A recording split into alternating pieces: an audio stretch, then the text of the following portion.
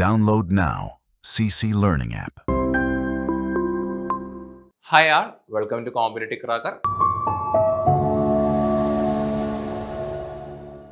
നമ്മുടെ degree prelims 2026 face 1 ഇപ്പോൾ കഴിഞ്ഞേ ഉള്ളൂ. സോ എക്സാമിനെ പറ്റി പല അഭിപ്രായങ്ങൾ പലർക്കും ഉണ്ട്. നമുക്കതെല്ലാം നോക്കാം. അതിനു മുമ്പായിട്ട് please download competitive cracker app.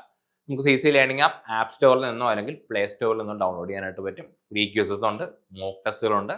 അതോടൊപ്പം തന്നെ ഡെയിലി കറണ്ട് അഫയേഴ്സ് അപ്ഡേഷൻസ് എല്ലാം നമ്മുടെ ഈ ഒരു ആപ്പിലുണ്ട്. അതിനോടൊപ്പം തന്നെ കോമ്പറ്റിറ്റീവ് ക്രാക്കറിന്റെ സെക്രട്ടേറിയറ്റ് അസിസ്റ്റന്റിന്റെ റിസൾട്ടിനെ പറ്റി പറയുകയാണെങ്കിൽ നല്ലൊരു റിസൾട്ടാണ് നമുക്ക് കിട്ടിയിരിക്കുന്നത്. ഒരു ഡിഗ്രി നിലവാരമുള്ള പരീക്ഷയാണ് നമുക്ക് കിട്ടിയിരിക്കുന്നത്. സോ നമ്മൾ നേരെ എക്സാമിന്റെ കാര്യത്തിലേക്ക് പോകാനായിട്ട് പോവുകയാണ്. ഈ ഒരു എക്സാമിനെ സംബന്ധിച്ചോളം പലർക്കും പല അഭിപ്രായമുണ്ട്. ചിലർ പറയുന്നു ഭയങ്കര പാടുള്ള പരീക്ഷയായിരുന്നു, ചിലർ പറയുന്നു അത്യാവശ്യം കുഴപ്പമില്ല, ചിലർ പറയുന്നു തീരെ എളുപ്പമുള്ള ഒരു പരീക്ഷയാണെന്ന് പറയുന്നുണ്ട്. പക്ഷെ എൻ്റെ തന്നെ ഒരു പേഴ്സണൽ അഭിപ്രായത്തിൽ പറയുകയാണെങ്കിൽ പരീക്ഷ ഒരു എക്സ്ട്രീം ലെവലായിരുന്നു.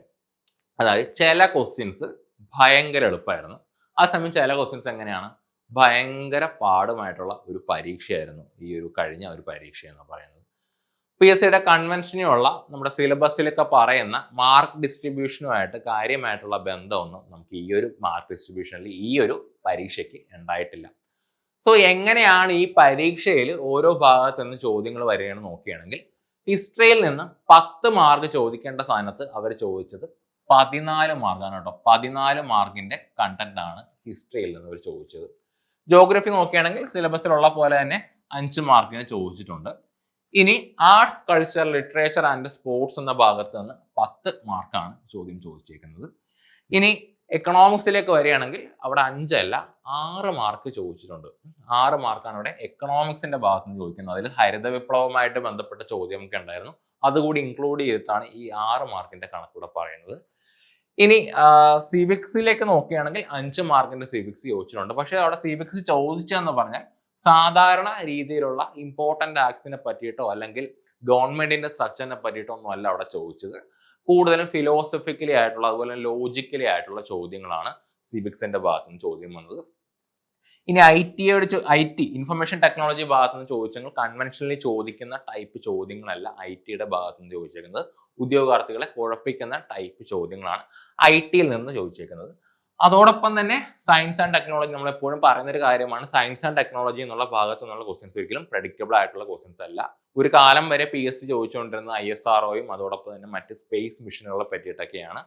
പക്ഷേ ഇവിടെ ചോദിച്ചത് കൂടുതലും ബയോളജി ആയിട്ട് റിലേറ്റ് ചെയ്തിട്ടുള്ള, കൂടുതലും ബയോളജി, കെമിസ്ട്രി, ഇന്റർ ഡിസിപ്ലിനറി ആയിട്ടൊക്കെയുള്ള ഭാഗത്തു നിന്നൊക്കെയാണ് ചോദിച്ചേക്കുന്നത്. അതോടൊപ്പം എൻവയോൺമെന്റുമായിട്ട് ബന്ധപ്പെട്ട ചോദ്യങ്ങളും ഈ ഒരു സെക്ഷനിൽ നിന്ന് ഉണ്ടായിട്ടുണ്ട് കേട്ടോ. അപ്പൊ നോക്കുകയാണെങ്കിൽ 50 മാർക്കിന്റെ GK എടുത്ത് നോക്കുകയാണെങ്കിൽ ഇങ്ങനെയായിരുന്നു ക്വസ്റ്റ്യൻസ് എല്ലാം വന്നത്. ചിലത് ഭയങ്കര എളുപ്പം, ചിലത് ഭയങ്കര പാട് എന്ന രീതിയിൽ എക്സ്ട്രീം ലെവലിലാണ് ചോദ്യങ്ങൾ ഈ ഒരു ഭാഗത്തു നിന്ന് വന്നത്. ഇനി നമുക്ക് മാത്സ്, ഇംഗ്ലീഷ്, മലയാളത്തിലേക്ക് നോക്കുകയാണെങ്കിൽ ഈ ഒരു മാത്സ് ആൻഡ് മെന്റൽ അബിലിറ്റി എന്നുള്ള ഭാഗത്തു നിന്ന് സ്ഥിരം ചോദിക്കുന്ന പാറ്റേണിലുള്ള ചോദ്യങ്ങൾ തന്നെയാണ് വന്നത്. പക്ഷെ നല്ല രീതിയിലുള്ള ടൈം കൺസ്യൂമിംഗ് ആയിട്ടുള്ള ചോദ്യങ്ങളാണ് ഇവിടെ ചോദിച്ചത്. ഇനി ഇംഗ്ലീഷ് നോക്കുകയാണെങ്കിൽ ഒരു സാധാരണ ഉദ്യോഗാർത്ഥിക്ക് പോലും 15-ന് മുകളിൽ സ്കോർ ചെയ്യാൻ പറ്റുന്ന ചോദ്യങ്ങളാണ് ഇംഗ്ലീഷ് ചോദിച്ചിരിക്കുന്നത്. പ്രത്യേകിച്ച് ഗ്രാമർ പാർട്ടൊന്നും ഒരു തരത്തിലും കുഴപ്പിക്കുന്ന രീതിയിലായിരുന്നില്ല ചോദ്യങ്ങൾ വന്നത്. പക്ഷേ മലയാളം എടുത്ത് നോക്കുകയാണെങ്കിൽ അത് അത്യാവശ്യം ഉദ്യോഗാർത്ഥികളെ വെള്ളം കുടിപ്പിച്ചു എന്ന രീതിയിൽ തന്നെ പറയാനായിട്ട് ചോദ്യങ്ങളെല്ലാം ആ ഒരു ലെവലിലായിരുന്നു. ഇതുവരെ ചോദിക്കാത്ത ടൈപ്പ് ചോദ്യങ്ങളൊക്കെയാണ് വൊക്കാബുലറി സെക്ഷൻ എന്നൊക്കെ PSC അവിടെ നിന്ന് ചോദിച്ചത്. ഓക്കെ, അപ്പോൾ 50 മാർക്ക് എടുത്ത് നോക്കുകയാണെങ്കിലും ഈ ഒരു സെക്ഷൻ എന്നുള്ളത് കമ്പാരിറ്റീവ്ലി GK കമ്പയർ ചെയ്യുമ്പോൾ വലിയ പ്രശ്നമില്ലാണ്ടുള്ള ചോദ്യങ്ങളാണ് ഇവിടെ വന്നത്. ഓക്കെ, ഇനി നമ്മൾ വിട്ടുപോയൊരു കാര്യമുണ്ട്. PSCയുടെ സൈറ്റിൽ കൊടുത്തിരിക്കുന്ന ഡിഗ്രി പ്രിലിംസിന്റെ സിലബസിൽ 5 മാർക്ക് പൊളിറ്റിക്സ് അല്ലെങ്കിൽ നമ്മുടെ കോൺസ്റ്റിറ്റ്യൂഷന് 5 മാർക്ക് അവർ പറയുന്നുണ്ട്. പക്ഷേ ഈ 5 മാർക്കിൽ ഒരൊറ്റ ചോദ്യം പോലും നമുക്ക് എവിടെ നിന്ന് ചോദിച്ചില്ല, കോൺസ്റ്റിറ്റ്യൂഷന് ചോദിച്ചില്ല. കോൺസ്റ്റിറ്റ്യൂഷനൊക്കെ കുത്തിയിരുന്ന് ഉറക്കം വിളിച്ച് പഠിച്ച ആളുകളൊക്കെ അവിടെ വെറുതെ ആയി പോവുകയാണ് ചെയ്തത്. പക്ഷെ അങ്ങനെ ചിന്തിക്കരുത്. നമ്മുടെ ഇനി വരാൻ പോകുന്ന ഡിഗ്രി മെയിൻസിന് എന്തായാലും കോൺസ്റ്റിറ്റ്യൂഷൻ നല്ല രീതിക്ക് തന്നെ ചോദിക്കും. പേപ്പർ 1, 2 എന്ന രീതിയിലാണെങ്കിലും നല്ല രീതിയിൽ തന്നെ കോൺസ്റ്റിറ്റ്യൂഷൻ അവിടെ ഇമ്പോർട്ടൻ്റ് ആണ്. ആരും ചോദിച്ചില്ല എന്നും പറഞ്ഞ് നമ്മുടെ കോൺസ്റ്റിറ്റ്യൂഷന്റെ സ്റ്റഡി മെറ്റീരിയൽ അല്ലെങ്കിൽ ലക്ഷ്മികാന്ത് ഒക്കെ ഉണ്ടെങ്കിൽ അതൊന്നും വലിച്ച് ദൂരേക്കൊന്നും അറിയരുത്. കോൺസ്റ്റിറ്റ്യൂഷൻ നമുക്ക് ഇനി വരാൻ പോകുന്ന നിങ്ങൾ പഠിച്ചിട്ടുണ്ടെങ്കിൽ ഇനി വരാൻ പോകുന്ന ഡിഗ്രി മെയിൻസിന് അത് നല്ല രീതിയിൽ ഉപകാരപ്പെടും. എന്തോ കാര്യം കൊണ്ട്, എന്താണെന്ന് അറിയില്ല, ഈ ഒരു എക്സാമിന് കോൺസ്റ്റിറ്റ്യൂഷൻ അപ്പാടെ അവർ നെഗ്ലക്റ്റ് ചെയ്യുകയാണ് ചെയ്തത്. ഇനി പലർക്കും പറ്റിയ ഒരു കാര്യമാണ്, പലരുടെയും പേരുകളൊക്കെ ആളുകൾ ആദ്യമായിട്ടാണ് കേൾക്കുന്നത്. ഈ arts, literature and sports, culture എന്നൊക്കെയുള്ള ആ ഏരിയയിൽ നമുക്ക് ഒരിട്ടും പരിചിതമല്ലാത്ത പേരുകളൊക്കെയാണ് ചോദിച്ചിരിക്കുന്നത്. ടി ഉബൈദ് എന്നുള്ള പേരൊക്കെ ഒരു സാധാരണ ഉദ്യോഗാർത്ഥി എന്ന് അങ്ങനെ കേട്ടിട്ടുണ്ടാവില്ല. ആ ഒരു ലെവൽ ചോദ്യങ്ങളാണ് ഈ ഒരു ഭാഗത്ത് നിന്ന് ചോദിച്ചത്. അതോടൊപ്പം തന്നെ ഈ ശബരിമല കൂടൽമാണിക്യം എന്നൊക്കെ പറഞ്ഞ ചോദ്യം ഉണ്ടായിരുന്നു. ബുദ്ധമത വിഹാര കേന്ദ്രമല്ലാത്ത ക്ഷേത്രം ഏതെന്ന രീതിയിൽ. പക്ഷെ അതൊന്നും ഒരിക്കലും ഫാക്ച്വലി എവിഡന്റ് ആയിട്ടുള്ള സോഴ്സിൽ നിന്നുള്ള ചോദ്യങ്ങളൊന്നുമല്ല. നമുക്ക് ഒരിക്കലും ഫാക്ച്വലി എവിഡന്റ് എന്നൊന്നും പറയാൻ പറ്റില്ല ആ ചോദ്യമൊന്നും. ഇപ്പൊ ശബരിമല തന്നെ ബുദ്ധമത കേന്ദ്രമായിരുന്നു എന്ന് വാദിക്കുന്നവരോടൊപ്പം തന്നെ അല്ല എന്ന് വാദിക്കുന്നവരും ധാരാളമുണ്ട്. സോ നമ്മൾ അങ്ങനെയുള്ള വിവാദപരമായ ചോദ്യങ്ങളൊന്നും PSC പരീക്ഷ പേപ്പറിൽ കൊടുക്കുകയാണെങ്കിൽ ഉദ്യോഗാർത്ഥികൾ അത് ബുദ്ധിമുട്ടിക്കുന്ന തരത്തിലായിരിക്കും. ഇനി ടൈം മാനേജ്മെന്റ് ആൻഡ് മാത്സ്, അതായത് പലരും 3-5 വരെയാണ് പരീക്ഷ എന്നുള്ള കാര്യം അറിയില്ലായിരുന്നു. ബെല്ലടിച്ചപ്പോഴാണ് പരീക്ഷ തീർന്ന കാര്യമൊക്കെ പലരും അറിഞ്ഞത്.